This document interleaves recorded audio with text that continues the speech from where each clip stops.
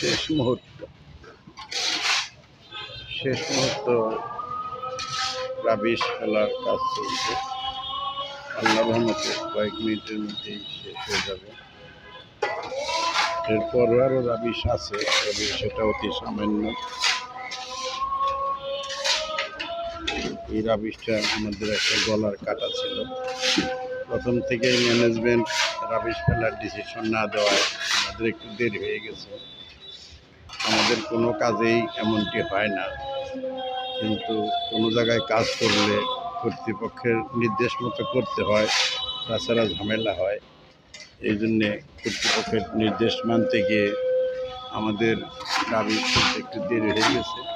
আমাদের বহু টাকা অপচয় হয়ে গেল। তারপরেও কন্ট্রাক্টারি করলে, কাজকর্ম করলে মেনে নিতে হয়।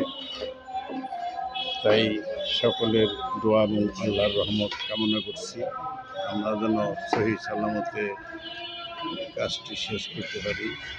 আসসালামু আলাইকুম।